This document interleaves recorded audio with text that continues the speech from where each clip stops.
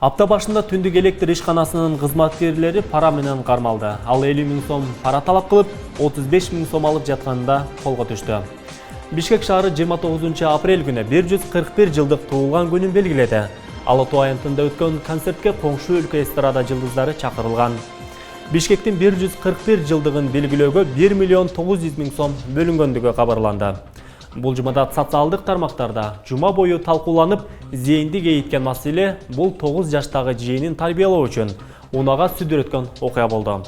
Өспүрүм акча уурдап жаткандыгын көргөн таякеси ушундай жол менен жазылууну туура көргөн. Окуяны уккан баланын апасы Россиядан келип, баласын мындан ары өзү менен болорун айтты. 30 апрелде пара талап кылган Бишкек башкы архитектурасынын бөлүм башчысы кармалды. Ал $1500 пара алып жаткан. Өткөн жумада эле президент Сооронбай Жээнбеков коррупция менен күрөшүүгө бек турарын айтып, бардык адамдарды мамлекет үчүн адилет, калыс иштөөгө чакырган эле. Кече күнү Конституциялык палатанын судьяларын кабыл алуу учурда президент Сооронбай Жээнбеков уран казуу маселесине токтолду. Мамлекет башчысы мындан ары Кыргызстанда уран казылбай тургандыгын айткан. Саламатсызбы, бул жума ичиндеги жаңылыктарга жана окуяларга сереп салган апта маалыматтык программасы. Аты жөнүм Адыл Акжолулу. Ош шаарынын 70% жолдору начар абалда, баарын оңдоп түзөөдөн өткөрүп, заман талабына ылайыкташтырыш керек. Бул туурасында Ош шаардык жолдор башкармалыгынын кызматкерлери билдирген. Мындан улам бүгүн биз Ош шаарындагы жолдордун абалы, жаңы долбоорлор туурасында баарлашууну чечкенбиз. Ал үчүн студиябызда коногу дагы бар. Ал Ош шаардык жолдор башкармалыгынын башчысы Арзыбек Жунусов. Саламатсызбы агай, студиябызга кош келиптерсиз.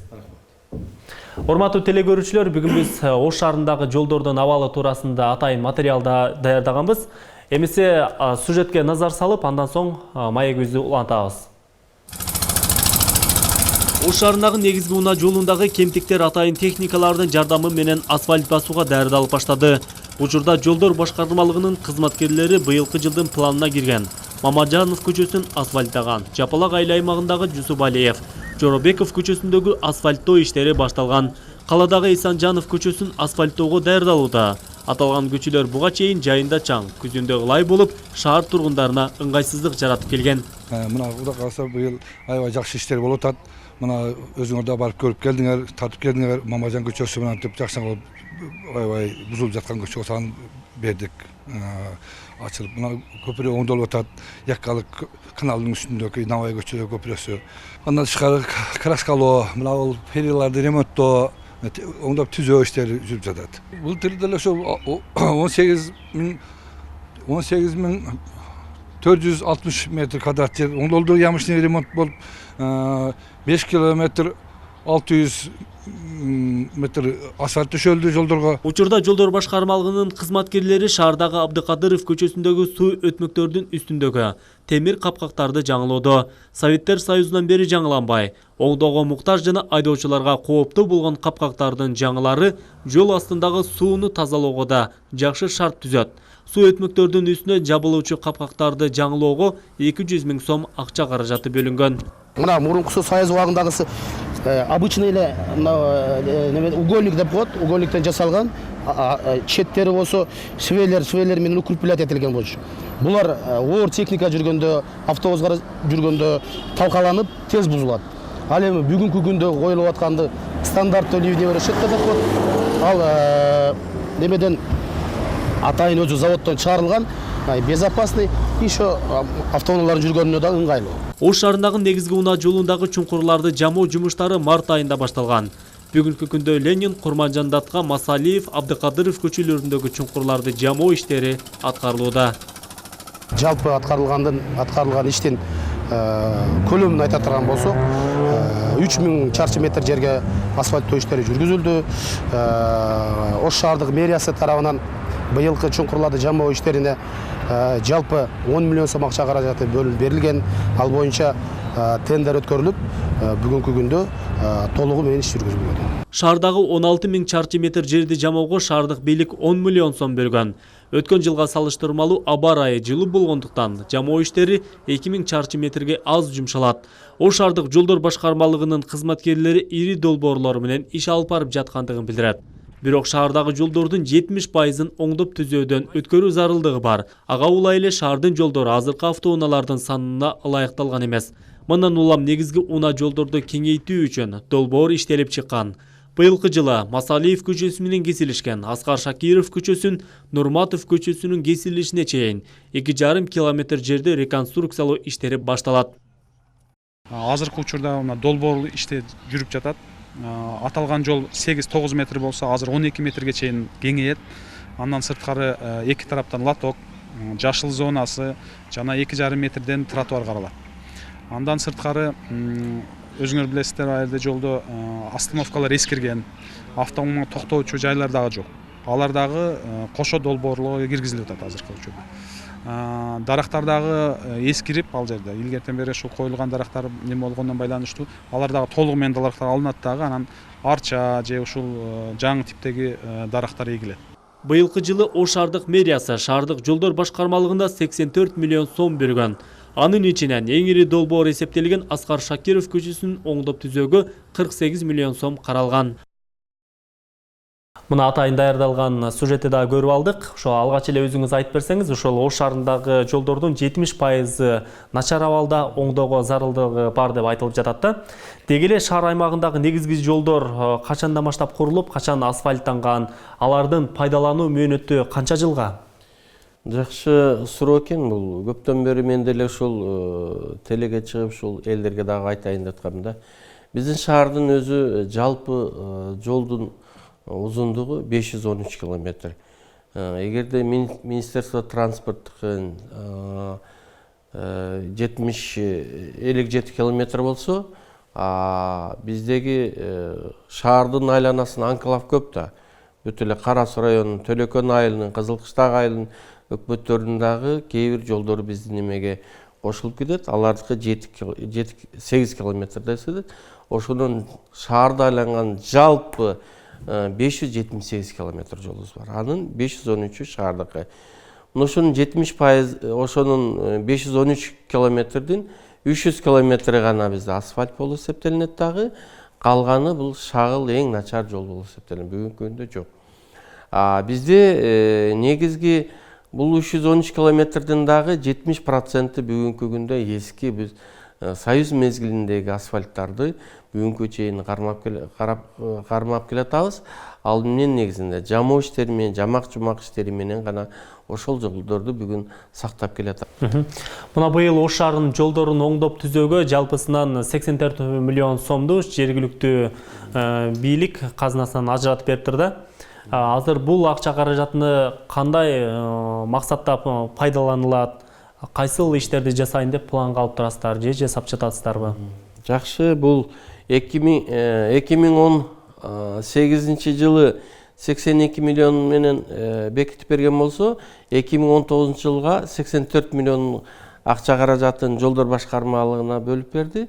Бунун негизги биз 50 миллион, 48 миллионун биз бул Шакирова көчөсүнө койдук. Калган 34 миллион сомдору, 34 миллиону бул биздин жамоо иштеринин 10 миллион, светофордун бүгүнкү күндө светофор менен видеону кармагонго кетет, термопластка, проекттерге жана башкага ошол толугу менен биз бөлүп бекитип алдык. Азыр эми бүгүнкү күндө ишибиз жүрүп атат. Азыр эле айтып кеттим, ошо жамоо иштерин баштадык. Ал эми калган акчалардын өз убагында тендерлерди өткөрүп, өз убагында мыйзам ченеминде жүргүзүлүп жатат бул. Мына Ош шаарындагы ички көчөлөрдүн абалы начар экендигин жергиликтүү тургундар айтып көп кайрылышат. Ал арада ушул Ош шаарынын мэри Талайбек Сарбашевка дагы бир канча маселелерди көтөрүп, ички жолдорду оңдоо боюнча атайын сунуштарын көтөрүп келишет экен да жергиликтүү тургундар. Булардын маселесин кантип чечүү керек? Бул жакшы суроо. Көптөн бери көйгөй келатат бул. Бизде мисалы ички жолдорго көңүл бурбай калдык. Негизги эле биз коноктор келе турган болсо эле негизги жолдорго гана көңүл бурулуп калдык дагы. Ички жолдорубуз мына домдордун көп кабаттуу үйлөрдүн айланасында калып кетти. Налогду канчалык биз көп топтосок, ошончолук жолго да башка тармактарга тең бөлүнөт да. Бүгүнкү күндө акча каражатыбыз болгон эле шаардык бюджети 1 миллион 150 миң болуп аткандан кийин 1 миллиард биз эми эч жака бара албайбыз. Андан көбөйтүшүбүз керек. Ошон үчүн шаардагы налогторду топтоп баары бир ишкерлер көбүрөөк иш гана ачып, көбүрөөк түшүрүп, ошондо гана биз жетише алабыз. Деги эле ушул маселени чечүүдө негизи атайын донорлорду дагы табып, же болбосо колунда бар адамдарды дагы табып, ушул ички көчөлөрдү оңдоо боюнча бир максаттуу иш алып барса кандай болот? Жакшы эскертип кеттиң. Бул жерде биз былтыркы жылы баштадык, мактанаарлык нерсе бул жаңы жөрөлгө башталды. Бизде былтыркы жылы Өзгөн көчөсүнө 132 үйдүн тургундары кайрылган. Ошол биздин эгерде биз асфальтын алып берсек, басып бересиңерби деген да. Ошондо биз былтыркы жылы ошол үйдү толугу менен биз өзүбүздүн эсебибизден алар асфальтын алып берди. Биз үйдүн алдын басып бердик.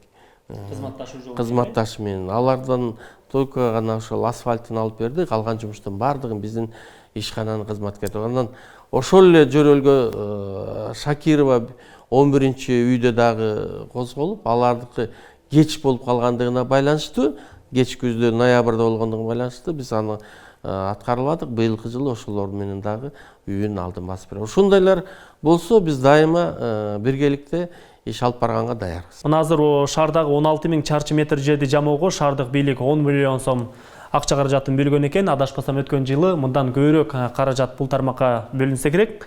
Деги эле мурда жамалган жолдорду жылда оңдоо зарылчылыгы болуп жатабы же эски жолдор катмары бузулуп жатабы жылдан жылга? Бул дагы жакшы суроо экен. Биздин жана да айтып кетпедим. Биздин шаардын жолун 300 километр жолубуз асфальт атпайбыз. Ошонун эскилиги мындан 30-40 жыл мурунку төшөлгөн жолдор болуп эсептелинет да. Ошону кармап калыш үчүн жылына мындан 15-чи жылдары 17 миллион, 18 миллион бөлүнчү да жамоо иштерине. Биз ушул сунушту туура деп таптык. Мэрия тарабынан ошол техникаларды алып берели деп биздин жолдор башкармалыгына 8 техника алып берип, ошо 2016 жылдан баштап жамоо иштерин биз өзүбүздүн колубузга алдык. Жолдор башкармалыгы ага чейин биз тендерге коет элек, бир кандайдыр бир жеке менчик фирмалар утуп алып ошолор аткарчу да. Биз ошол 16 жылдан бери өзүбүз өткөргөндүгүндөн эконом, шаардын бюджетине эконом болуп атат. Жамоо жумуштары көп жүргүзүлөт, демек жолдорду оңдоо зарылчылыгы пайда болуп жатат. Сөзсүз түрдө жамоо иштери менен гана ошол жолду сактап келатабыз. Мына ошол улам жылда жамоо иштерин жүргүзүлүп келген. Мына ал Моноев көчөсү менен кесилишкен Аскар Шакиров көчөсүн, Нурматов көчөсүнүн кесилишине чейин атайын оңдоп түзөө иштери быйыл жүргүзүлүп жаткандыгынан кабарым бар. Өзүңүз дагы айтып өттүңүз. Мына ошол жаңы долбоордун үстүндө кандай жумуштар жасалып жатат? Эми жолдор кеңейтилип, асфальт жол төшөлсө жергиликтүү тургундар үчүн эле абдан жакшы мүмкүнчүлүк түзүлөт эми. Ушул туурасында элге кененирээк маалымат берип койсоң. Урматтуу телевизор көрүүчүлөр, урматтуу шаардыктар, бул Шакиров көчөсүндөгү маалыматтарды баардыгыңыздарга уже жетти болуш керек деп ойлойм. Дагы бир жолу айтып кетейин. Шакиров көчөсү аябай кеңейет.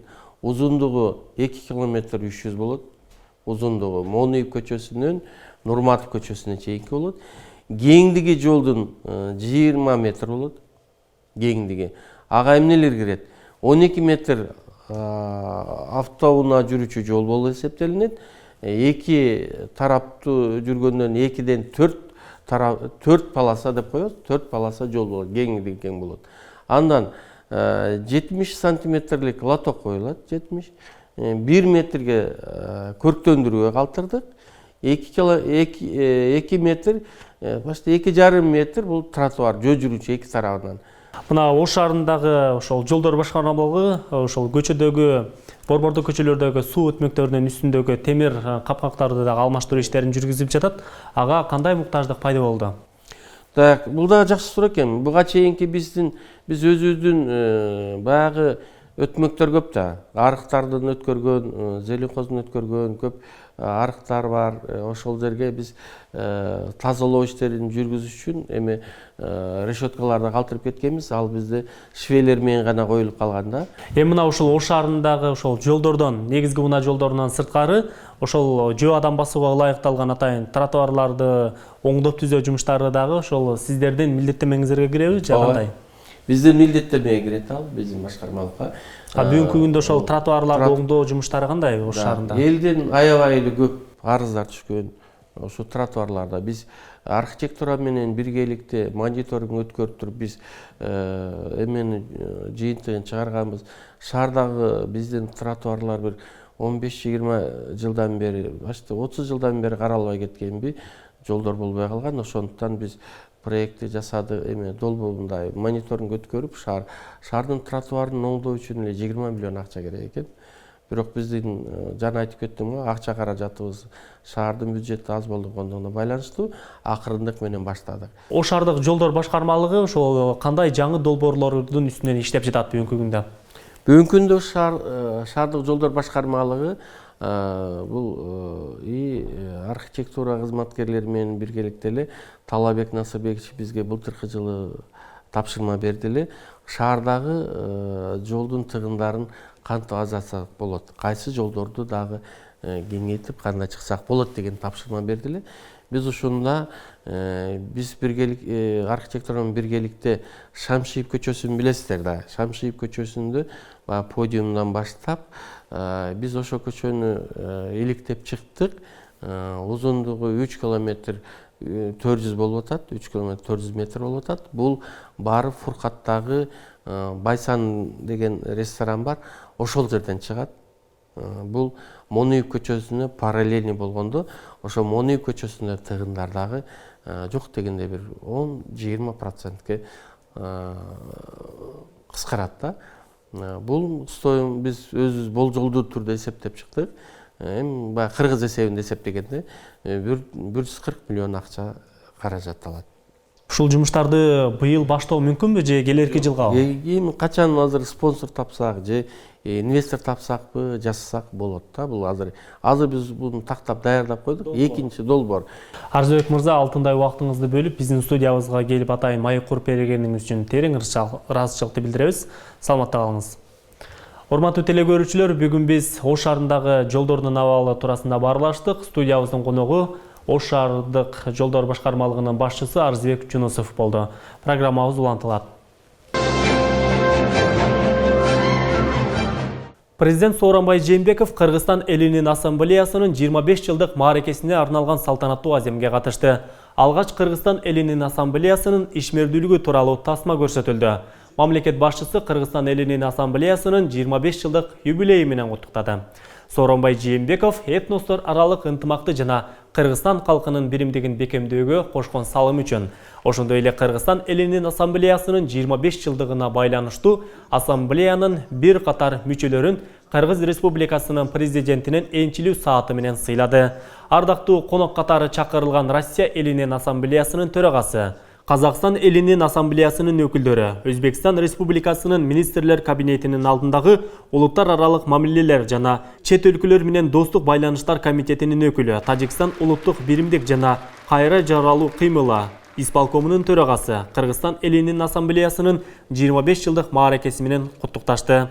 Улуттар ортосундагы ынтымак, достук жана биримдикти сактоодо Кыргызстан элинин ассамблеясынын ролу жогору экендиги белгиленип, ишине ийгилик каалашты. Абад облусунун өзбектер коомунун төрагасы.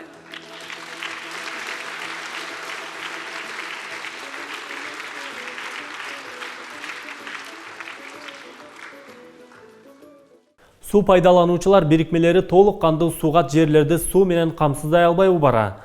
Бүгүн жогорку кеңештин агрардык саясат, суу ресурстары, экология жана регионалдык өнүктүрүү боюнча комитет Кара Суу районуна караштуу 30 адыр айыл аймагындагы ички чарбалык каналдардын абалы менен таанышты.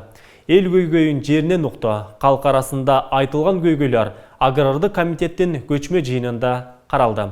Бул туурасында кененирээк кийинки материалда баяндалат.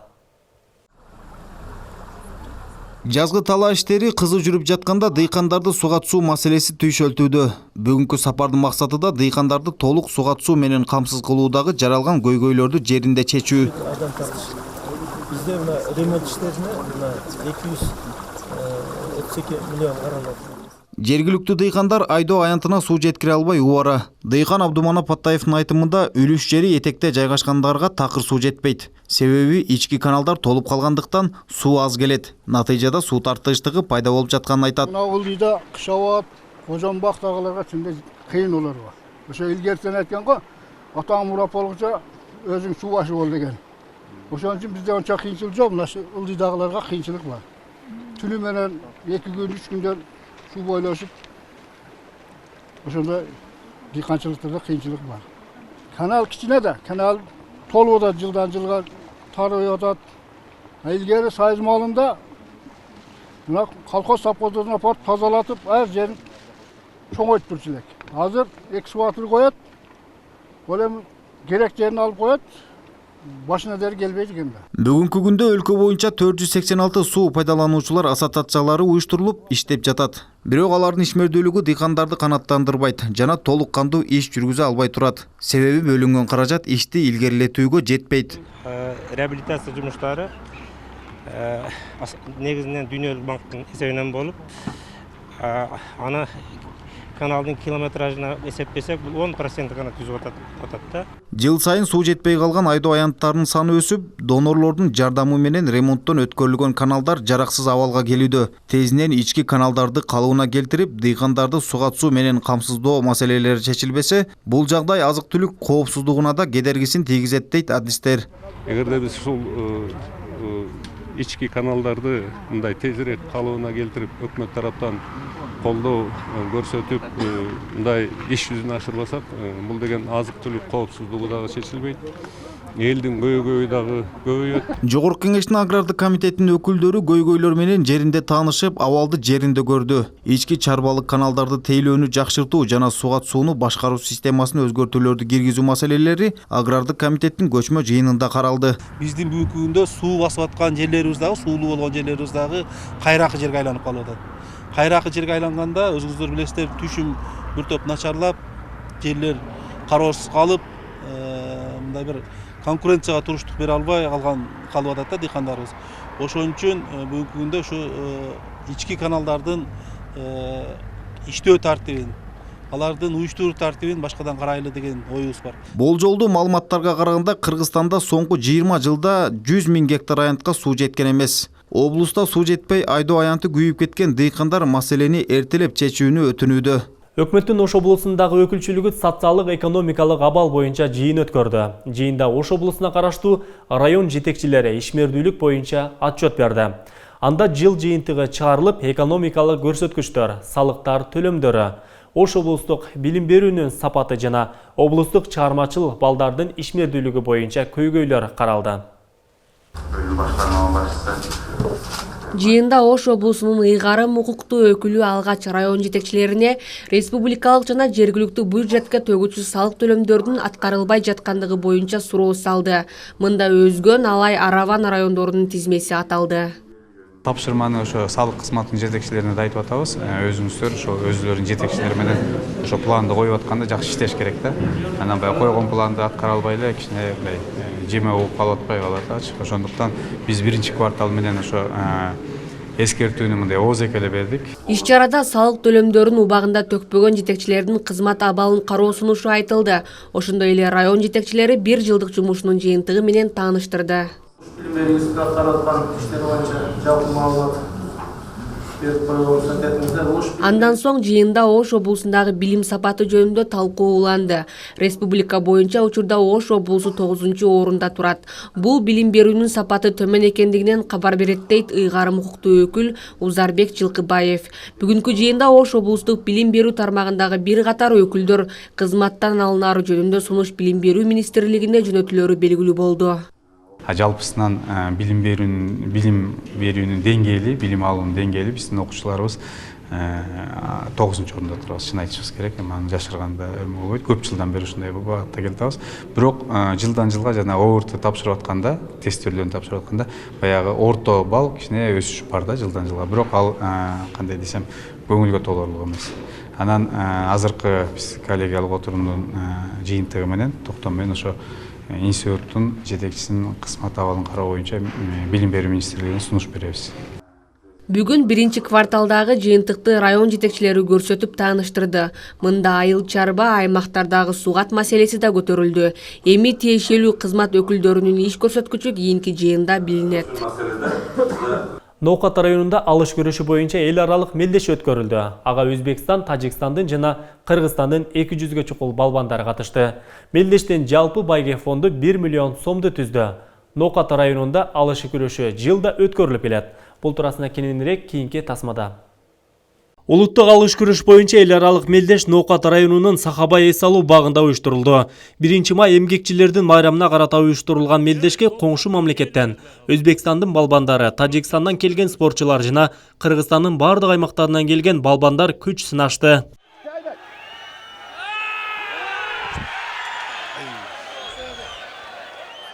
Улуттук алыш күрөшү 100 жылдан бери Ноокат районундагы Сахабай эс алуу багында өткөрүлүп келет. Иш чаранын жүрүшүндө улуттук алыш күрөшүнө чоң салым кошкон маркум Баяман Эркинбаевдин жаркын элесине арналып Куран окулду. Андан соң балбандарга аксакалдар ак батасын берип, мелдеш расмий башталды.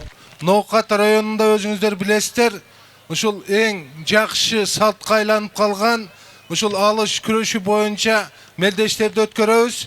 Ошол мелдештерде утуучулар ушунчалык канчалык деңгээлде ушул так болсо, канчалык деңгээлде күчтүү спортсмендер ушул жерге келсе, алыш күрөшү дүйнөгө дүңгүрөп, өзү тааныла баштай турган бир күрөш болуп эсептелет. Кудай буйруса ушул алыш күрөшү, биздин улуттук күрөш дүйнөнү дүңгүрөткөн, келечекте олимпиаданын түрлөрүнө кирген спорт болот. Бул иш-чараны Төрөбай Зулпукаров жана анын командасы уюштурду. Максат алыш күрөшүн өнүктүрүү жана жаштарды спортко тартуу, сергек жашоо образдуулугуна үндөө. Эми өзүңүздөр билесиздер, бир канча жолу ушул 1-май күнү биз күрөштү өзүбүз өткөрүп жүрөбүз. Мен ошондой эле менин командам менен, ошондуктан бизде күрөш өткөрөм деген кыйын жигиттерибиз көп. Ошондуктан быйыл бизде аксакалдарыбыз менен, команда менен ушул сүйлөшүп, өзүбүздүн агабыз Тариел Каримов деген агабыз бар. Быйылдан кийинки 1-май да боло турган күрөштүн эстафетасын ушул Тариел Каримов деп, ушул мүлк фондунун жетекчиси, өзүбүздүн Ноокат районунун Кыргыз Ата айыл өкмөтүнүн борко айылынан болот. Чыгып кайсаңыз Тариел Каримовго кол чаап коюңуздар, кийинки жылы ушул киши өткөрөт. Алыш күрөш кыргыз элинин улуттук спорттук оюндары. Ал байыртадан эле кыргыз элинин балбандарынын оюндарынын бири болуп келген. Оюн шарты боюнча оюнчулар жашына, салмагына, күчүнө жараша топтолот. Ар бир салмактык чендегилер өз-өзүнчө жаатка бөлүнөт. Калыс балбандарга оюн шартын түшүндүрөт. Андан соң күрөшкө катышкан оюнчу өз атаандашын чалбастан, бутун тосо койбостон, ит чыгылыш болбостон, так көтөрүп чаап далысын жерге тийгизүүсү керек. Ошондо таза жеңиш эсептелинет. Бул ыкманы өз нугунда аткарып, Сахабай эс алуу жайына келген көрүүчүлөрдүн купулуна толуп, колдоого ээ болгон өзбекстандык Илхам мырза болду. Ал 10дон ашык балбанды көтөрүп чаап, эл сүймөнчүлүгүнө жетти. Таппанча балбан, Баяман балбан. Эсап! Эсап! Мына сизге бир чакса пул берип атам.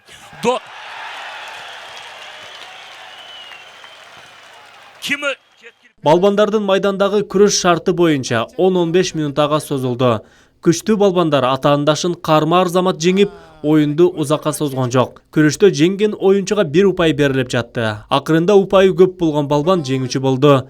Бул турнирде кийинки жылы өткөрүү эстафетасын алган Тариел Каримов улуттук алыш күрөш мелдеши кылымдарга жашаарын айтты.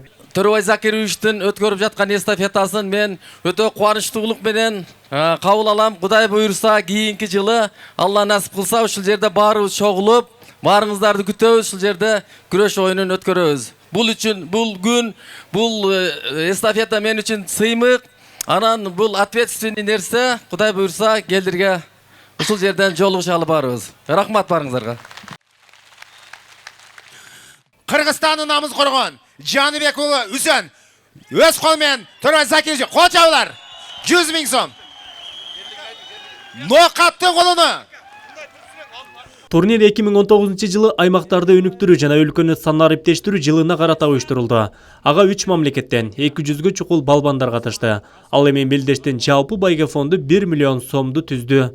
Бүгүн Кыргызстанда Конституция күнү белгиленүүдө. Кыргызстандын Конституциясынын кабыл алынгандыгынын 26 жылдыгы белгиленип жатат. Өлкө эгемендик алгандан 2 жылдан кийин 1993 жылдын 5 майда өлкөнүн жаңы Конституциясы кабыл алынган. Арадан жылдар өтөп, өткөн күн тарых бойдон калды. Ал эми бул аптада өзүнүн өзөктүү окуялары менен эсте калды. Азыр сиздер жума ичиндеги маанилүү деп табылган жаңылыктар топтому менен таанышып алыңыздар. 29 апрель түндүк электр ишканасынын кызматкери пара менен кармалды. Ал 50 000 сом талап кылып 35 000 сом алып жатканда колго түштү. Тажик жарандары Аксайда айыл башчынын уунасын таш менен ургулаган. Алдыңкы айнеги сынып кеткен. Тажик тарап 14 000 сом төлөп берген. Бишкек шаары 29 апрель күнү 141 жылдыгын белгиледи. Ала Тоо аянтында өткөн концертке коңшу өлкөдөн эстрада жылдыздары чакырылган. Шри-Ланкада бетин жаап, коомдук жайларда жүрүүгө тыюу салынат. Мындай чечим коопсуздук чараларын күчөтүү максатында кабыл алынды. 30 апрель Бишкек шаарында архитектура кызматкери пара менен кармалды. Ал $1500 пара алып жаткан. 9 жаштагы жээнин тарбиялоо үчүн уунага сүйрөткөн. Өспүрүм акча урдап жатканын көргөн тайкеси ушундай жол менен жазалоону туура көргөн. Баланын апасы Россиядан чакыртылган. Президент Сооронбай Жээнбеков бул күнү жамааттык коопсуздук келишим уюмуна мүчө мамлекеттердин коргоо министрлеринин жыйынына катышуучуларын кабыл алды. Ош областындагы райондор салык төлөмдөрүн убагында төкпөй жатат. 30 апрель күнү Ош облусунун 1-кварталынын жыйынтыгы чыгарылды. 2 май Санкт-Петербург шаарында өз мекендештерин тоноп жүргөн 2 кыргызстандык кармалды. Алардын бири 37, экинчиси 32 жашта. Крим Төбөл Азыз Батукаевдин иши боюнча тергөөнүн алкагында ага оорулуу деген аныктама берди деген айып менен онколог Эмил Макимбетов камакка алынып, ички иштер министринин тергөө кызматына өткөрүлүп берилгени маалым болду. Кытай Эл Республикасынын Хэйбэй провинциясы менен Ош шаарынын ортосундагы боордоштук мамиле түзүү боюнча ниет протоколуна кол коюлду. Спорттук иш-чара 1 май эмгек күнүнө карата Исмаил Ата фонду тарабынан уюштурулду. 3 май 9 класста окуп жаткан бала токко урунуп каза тапты. Ал мончонун моорун тазалоо үчүн чатырга чыккан. 3 майдагы соттук процессте абактагы саясатчы Өмүрбек Текебаевдин өкүмү өзгөртүүсүз калды. Токтом акыркы даттанууга жатпайт. Кыргызстан элинин ассамблеясынын 25 жылдык мааракеси белгиленди. Иш-чарага өлкө башчысы Сооронбай Жээнбеков катышып, ассамблея мүчөлөрүн ээнчилүү саат менен сыйлады. Индияда катуу бороондон улам миллионго чукул адам коопсуз жайга көчүрүлдү. Нөшөрлүү жаан менен коштолгон шамалдын ылдамдыгы саатына 200 чакырымга жетет деп күтүлүүдө. Социалдык фонддун Бишкек шаардык Свердлов райондук бөлүмүнүн баш кадиси 12 000 сом пара алып жаткан жеринен кечире колго түштү. Жараткан жерге бизге тынчтык, элибизге бакубат жашоо насип этсин. Сиздер узап бараткан жуманын негизине жана окуяларына сереп салган апта маалыматтык программасы менен тааныштыңыздар. Ушул жана башка маалыматтарды Ош ТВ KG сайтынан да байкап таанышсаңыздар болот. Берүүнүн соңунда сиздер эртеңки күнгө карата аба ырайы менен тааныша аласыздар. Берүүнү Адыл Акжуулуу алып барды. Ар дайым амандыкта саламдашалы, саламатта калыңыздар.